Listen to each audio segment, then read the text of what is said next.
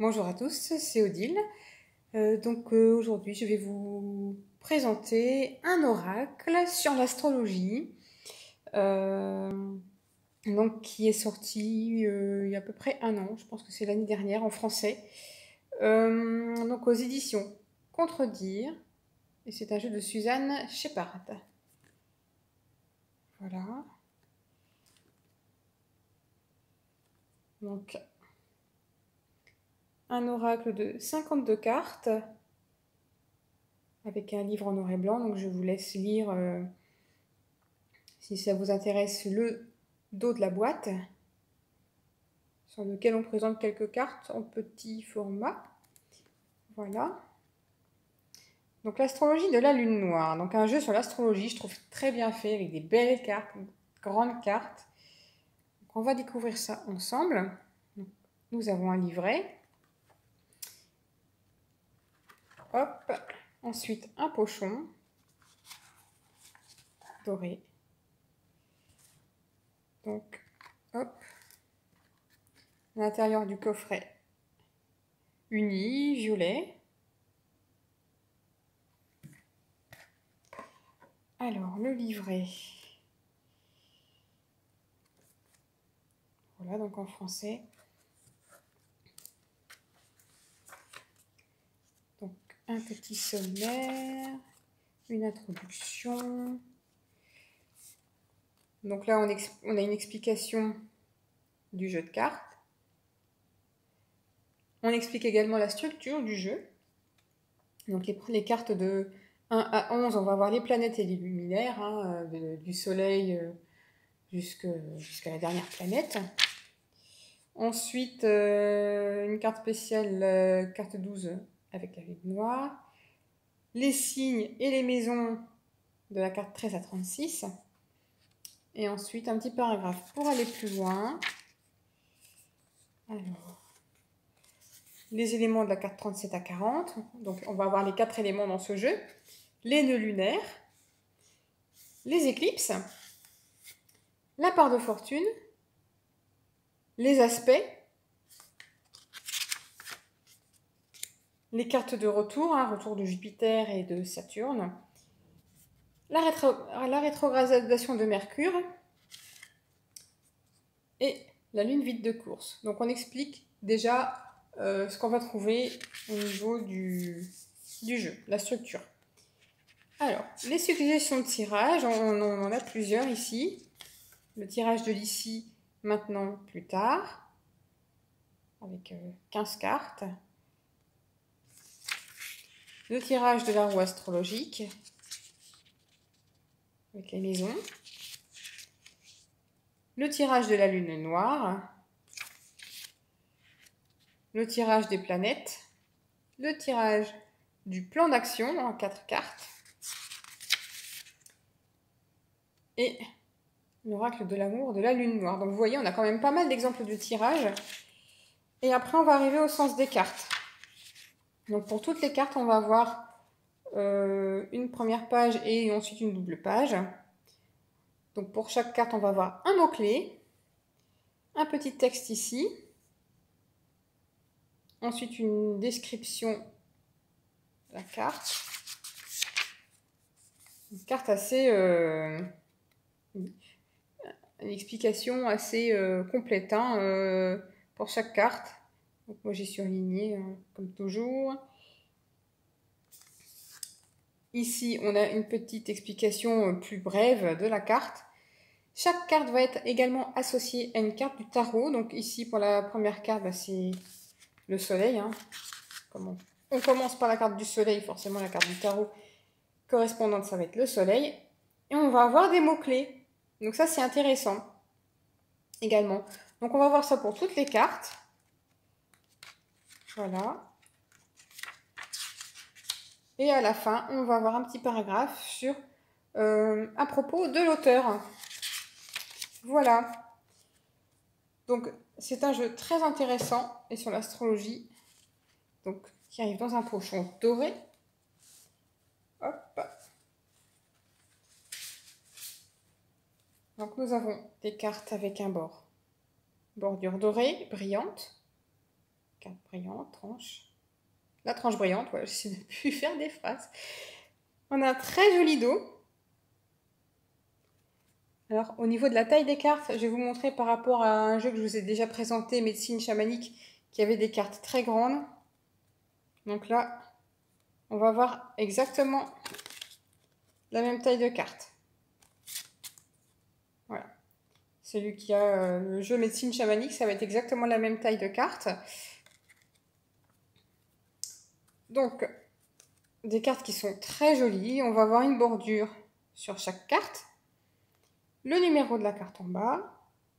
Le nom de la carte et à chaque fois un mot-clé. Alors, le mot-clé qui est parfois un petit peu trop restreint, hein, c'est un peu trop réduit, mais au moins ça donne une idée déjà. Et puis après, il faut aller voir dans le livret pour avoir les détails. Mais déjà, le mot-clé, je trouve que ça... Voilà, le soleil, c'est l'esprit. Regardez aussi, c'est des cartes superbes. Donc on a à chaque fois un grand contour pour toutes les cartes. Alors pour ceux qui n'aiment pas, ils peuvent toujours les découper, ce qui n'est pas mon cas. La lune avec l'âme. Qu'est-ce qu'elles sont belles ces cartes. Mercure avec le mental. Vénus, c'est la carte de l'amour. Mars, la force. Vous voyez, Mars, c'est pas forcément que la force, hein, c'est aussi l'action. Ici, on a un mot-clé, mais évidemment, c'est pas suffisant. On ne peut pas restreindre la carte à un seul mot-clé. Donc Saturne, la vérité. Jupiter, l'abondance. Et on voit la carte Jupiter qui se trouve là. Chiron, la guérison. Uranus, avec le génie. Alors Uranus, c'est souvent l'imprévu aussi. Hein. C'est pas que le mot-clé. Neptune, le sacrifice. Pluton, la transformation. Vous voyez, à chaque fois, on a le symbole également hein, de la planète. La carte de la lune noire. J'adore les couleurs. Le bélier, c'est toujours associé à la couleur rouge. Ici, on a le symbole hein, sur le numéro. Symbole du bélier. Le taureau. Hein, c'est beaucoup les possessions, hein, entre autres. Le gémeau, je pense. Le cancer, signe très émotif, hein, ici d'ailleurs gouverné par la lune, on voit très bien ici. Je ressens, on voit le logo du cancer également. Elles sont très très belles ces cartes. La carte du lion. La Vierge, toujours dans l'analyse. La Balance.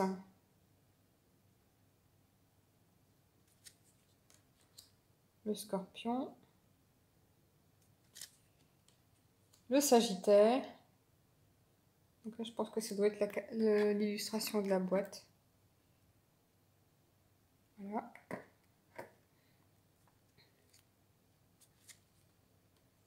Le Capricorne. Le Verseau. Et ici, on voit les planètes. Et les Poissons. Ensuite, on va avoir la série des maisons. Les 12 maisons. Donc la maison 1, le corps. La maison 2 avec les possessions.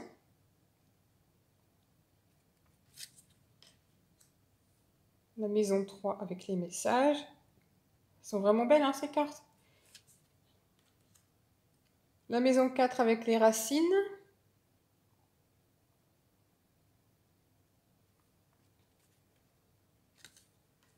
La maison 5 avec la créativité. Alors, entre autres, hein, c'est pas que la créativité.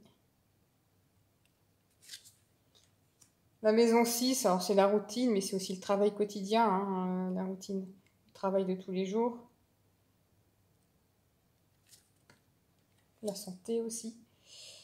La maison 7, les partenaires, les associations, hein. La maison 8, avec les fins, les recommencements. La maison 9, la foi. Alors c'est pas que la foi, la maison 9, c'est également les voyages, voyages lointains, entre autres.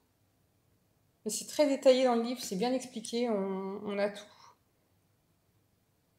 Maison 10, le monde. Alors la maison 10, c'est également c'est le destin de la personne, la carrière, la place qu'on se fait dans la vie.